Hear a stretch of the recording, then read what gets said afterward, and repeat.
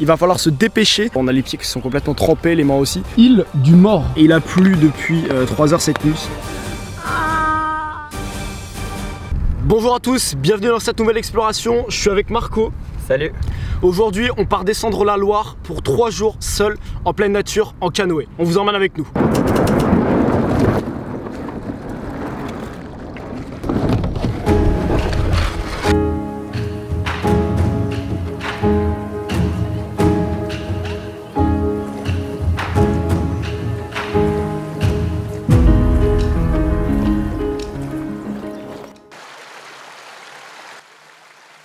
Tout à l'heure on s'est pas mal pris les branches avec Valentin. Et en gros notre canoë il est rempli de brindilles, on a de quoi faire du feu.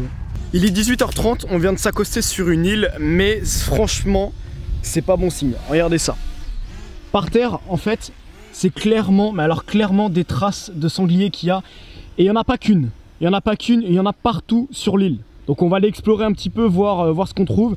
Et surtout voir s'il y a moyen de s'accoster ici ou si on doit changer et aller à l'île juste après. Ok, on va tenter d'aller voir ce qui se passe par là. Il faut savoir que le sanglier, il a peur de l'homme. Il attaquera uniquement s'il sent sa famille en danger. Le souci de camper ici, c'est qu'on voit rien des deux côtés.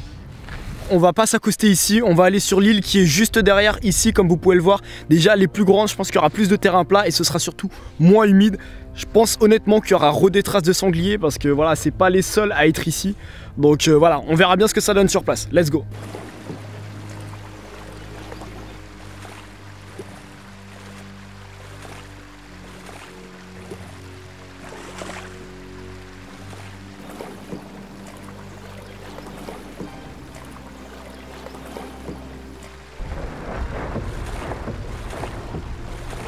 Il est bientôt 20 h, on n'a toujours pas commencé à installer le terrain, la luminosité commence à baisser un petit peu, on sent que la nuit arrive, déjà la température a pas mal baissé. On hésite en fait, soit on va camper ici dans cette zone qui est pas tellement plate mais qui au moins est tranquille, soit Marco et Valentin sont partis de l'autre côté de la rive voir ce que ça pouvait donner. On est dans l'hésitation mais clairement il va falloir se dépêcher parce que voilà, on va pas avoir 36 000 heures pour monter le campement.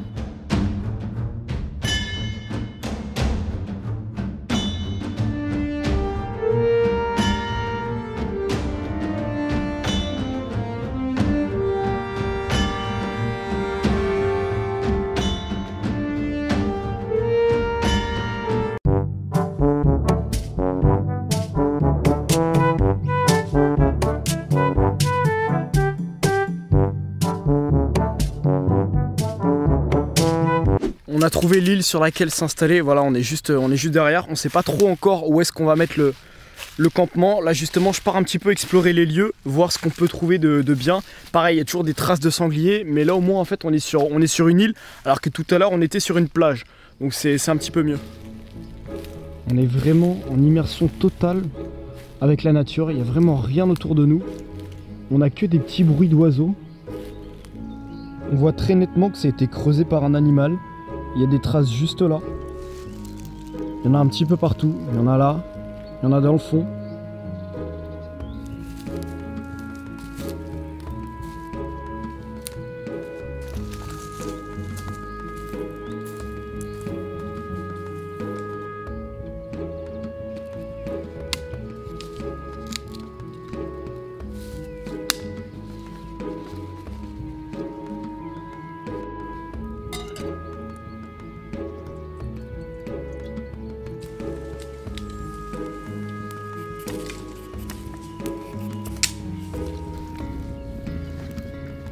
Sur une échelle de 1 à 10, il est comment? De quoi le plat?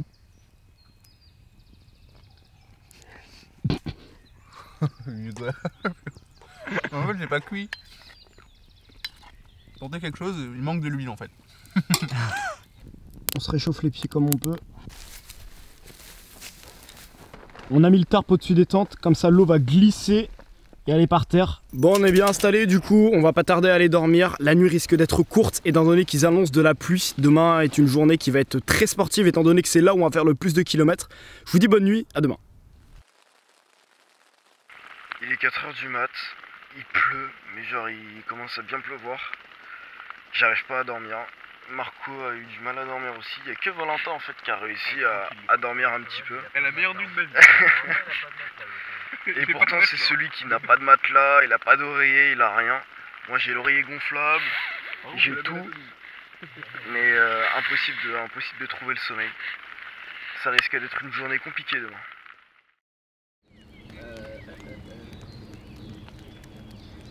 Bon, je sais pas si ça va marcher, mais mes chaussures sont tellement mouillées que j'ai mis du carton au fond. Et je vais essayer d'entourer mes pieds de papier. On va voir ce que ça donne.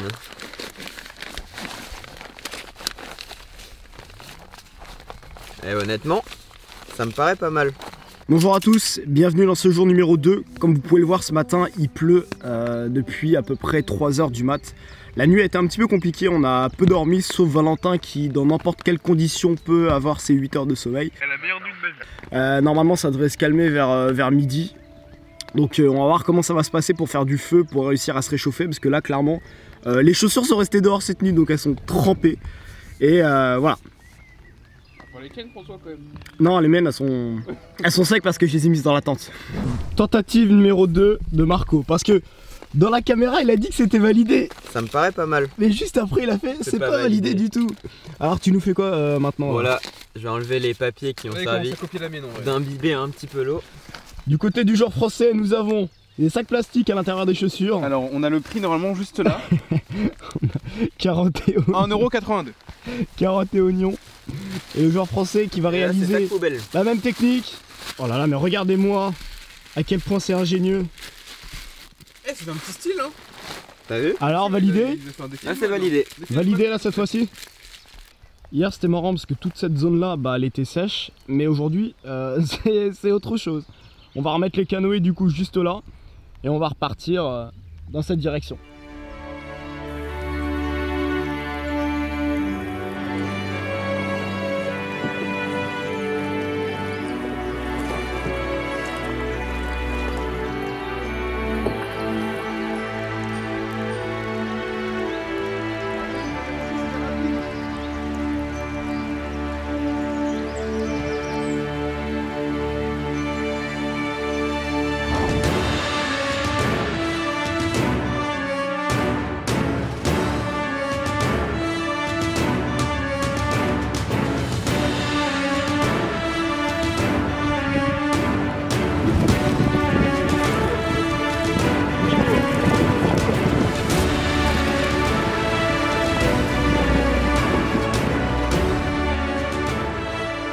C'est l'heure de manger, on s'est installé sur une petite berge, voilà, sur le côté du fleuve.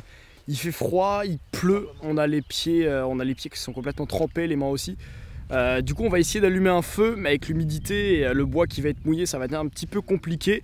Si vous voyez un feu au prochain plan, c'est qu'on a réussi et que potentiellement on va pouvoir se réchauffer. Mais bon, c'est l'aventure et c'est ça qui est bon. On a réussi à faire démarrer le feu, là du coup on va aller se ravitailler un petit peu en bois. Regardez à quel point c'est sauvage, il n'y a vraiment rien du tout.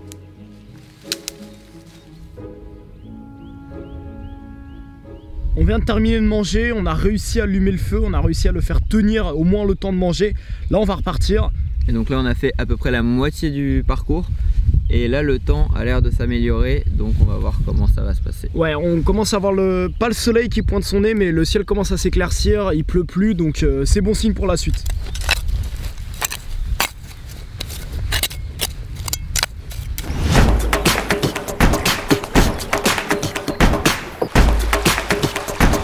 Et donc tirer mec.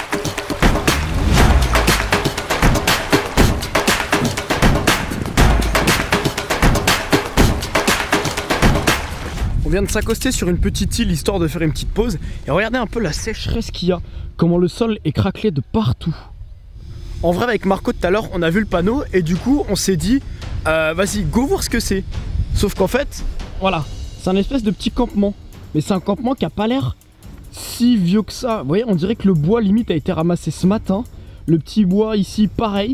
Et il y a un panneau avec rien écrit dessus. Ce qui est plutôt intéressant c'est ça, regardez ce qui est écrit.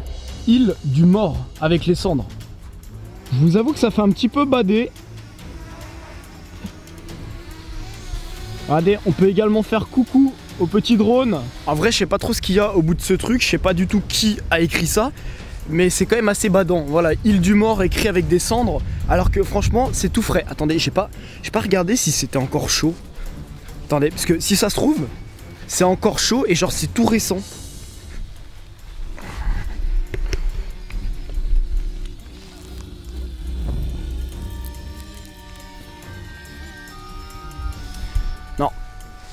Non, c'est froid, donc à mon avis ça date pas d'aujourd'hui, mais en tout cas c'est ultra récent. Ça fait bader.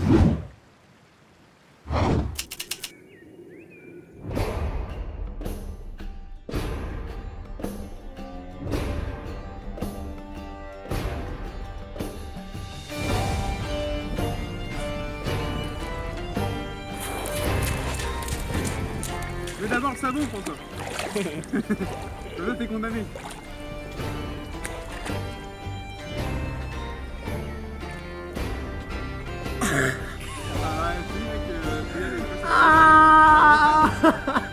Marco, allume le feu!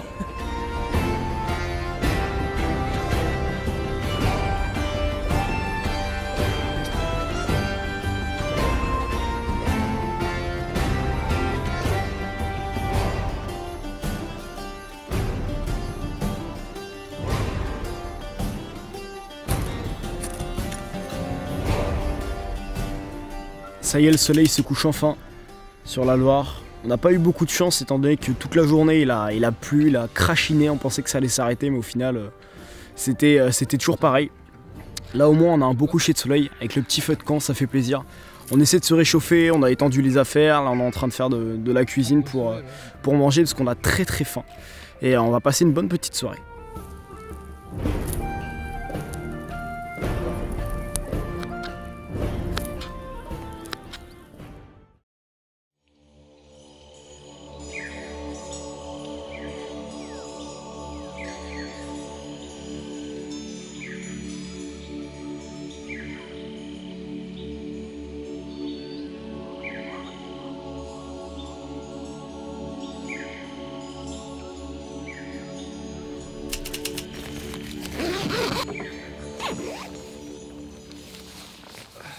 Ça c'est le dernier jour, il est actuellement 9h30 et on va bientôt partir. Le guide nous a dit qu'il y avait peut-être une famille de castors près d'Orléans. Comme vous avez pu le voir sur les images hier, il y a pas mal de petites maisonnettes, on va appeler ça comme ça, de castors. On n'en a pas encore vu, on espère en voir aujourd'hui. Là on va plier le campement, il fait vraiment super beau aujourd'hui. Ça a été par contre une nuit très compliquée, on va dire, au moins pour moi et Valentin. Les tentes déjà de base étaient mouillées, il y a eu énormément d'humidité cette nuit. On a passé une nuit qui était pire que la nuit dernière où il pleuvait toute la nuit. Donc voilà, là on va pouvoir se réchauffer et puis avec ce temps là ça va vraiment être plaisant.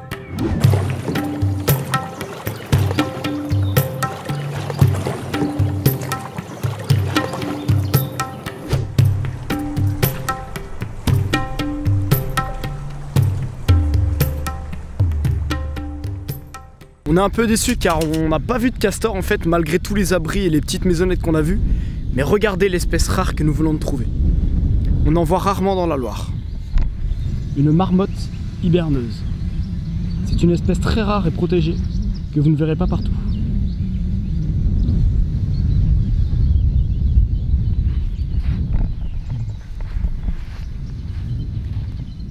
Ouais bon on le pardonne parce que bon la nuit était vraiment très compliquée comme je l'ai dit ce matin, on avait vraiment froid, le pauvre. En fait il a un duvet mais qui ferme pas sur le côté, ce qui fait qu'il était complètement plié en boule pour essayer de se réchauffer en fait.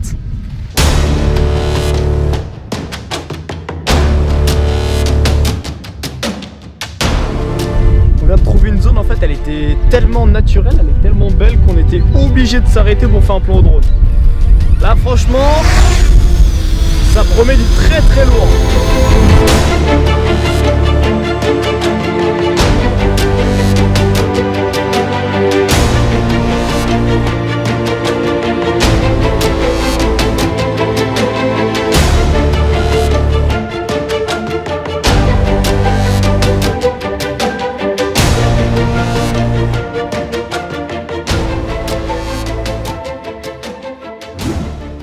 Marco, tu fais quoi là ? Je suis en train de racler un pâté parce qu'il vient de tomber dans le sable. Combien de fois tu l'as fait tomber dans le sable? Là c'est la deuxième fois. Bon vivant ou pas là? C'est le dernier jour, les tranches elles sont plus grosses. Hein. Là on est sur du sandwich à la antenne. Yes! Terrible ce souci. Son. Oh putain mais c'est une blague! Faut un bavoir mec.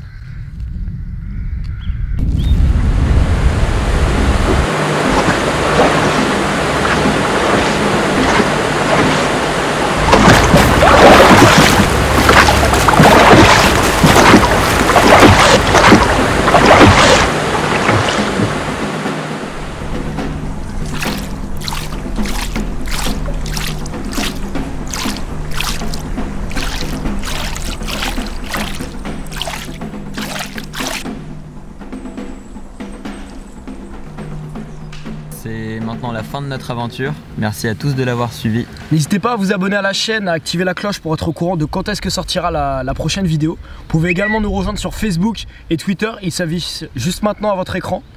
Pour conclure le séjour, on a remarqué que la Loire était quand même très propre. On n'a pas vu de bouteilles traîner ou quoi que ce soit. Et c'est vraiment très sauvage. Il y a plein de sortes d'oiseaux. On a vu des ragondins, on a vu plein d'animaux et c'était vraiment super dépaysant.